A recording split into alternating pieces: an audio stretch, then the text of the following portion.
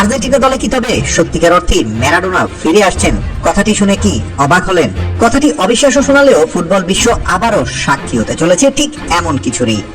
Latin আমেরিকার মাঠে এই মুহূর্তে এমন একজন ফুটবলার আলো ছড়াচ্ছেন যার রক্তে বইছে খোদ ডিয়েগো ম্যারাডোনার ডিএনএ। একেবারে মাঠের পারফরমেন্স দিয়ে গুটি গুটি পায়ে ডিয়েগো ম্যারাডোনার নাতি এবার কড়া নাড়ছেন আর্জেন্টিনার জাতীয় দলের দরজায়।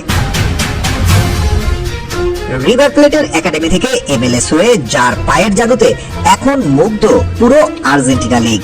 মেসি পরবর্তী যুগের সবচেয়ে বড় সারপ্রাইজ হিসেবে কোচ স্ক্যালোনি কি সত্যিই তাকে দলে টানতে যাচ্ছেন? এমনটাই ঘুরপাক খাচ্ছে ফুটবল বোদ্ধাদের মাথায়।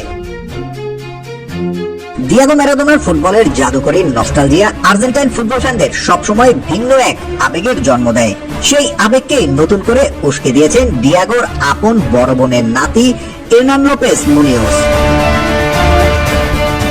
25 বছর বয়সী এই লেফট ফুটেড অ্যাটাকিং মিডফিল্ডার বর্তমানে ক্যারিয়ারের অন্যতম সেরা সময় পার করছেন ঘরোয়া লিগের ক্লাব আর্জেন্টিনা জুনিয়র্সে, যে ক্লাব থেকে একসময় ফুটবলের অভিষেক হয়েছিল খোদ ম্যারাডোনার। 5.5 ফুট উচ্চতা, লো সেন্টার অফ গ্র্যাভিটি এবং বল পায়ে চমৎকার ড্রিবলিং এর কারণে আর্জেন্টাইন লিগের নিয়মিত দর্শকরা তার মাঝে ম্যারাডোনার প্রতিচ্ছবি খুঁজে পাচ্ছেন। রিভার প্লেটের একাডেমি থেকে উঠে আসা এরনানের বড় মঞ্চের পথ চলাটা অবশ্য খুব একটা সহজ ছিল না। 2019 সালে রিভার প্লেটের হয়ে অভিষেকেই গোল করে তিনি চমকে দেন। এরনান লোপেজকে নিয়ে দাদু ম্যারাডোনা সবসময় আশাবাদী ছিলেন, কারণ তার রক্তের সম্পর্কের মধ্যে এরনান লোপেজই একমাত্র প্রমিজিং ট্যালেন্ট ছিল। রিভার প্লেট থেকে উত্থানের পর আমেরিকান লিগে অভিজ্ঞতা সঞ্চয় করে এরনান এবার আর্জেন্টাইন ঘরোয়া লিগে ফিরে এসে নিজের জাত চেনাচ্ছেন।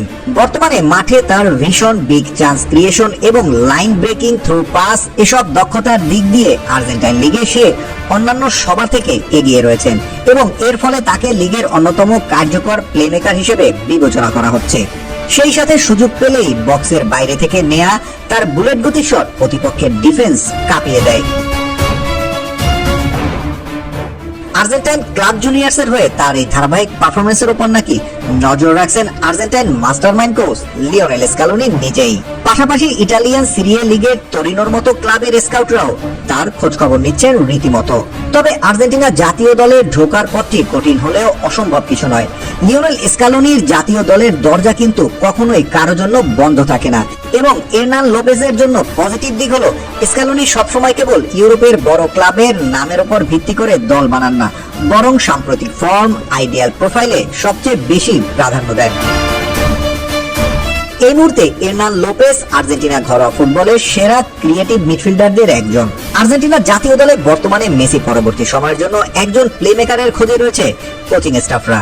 আর ঠিক এই জায়গায় এরনান লোপেজ নিজের unique dribbling, line breaking, passing ability এবং লং রেঞ্জ শট নেয়ার দক্ষতা দিয়ে তালিকায় জায়গা করে নিতে পারেন।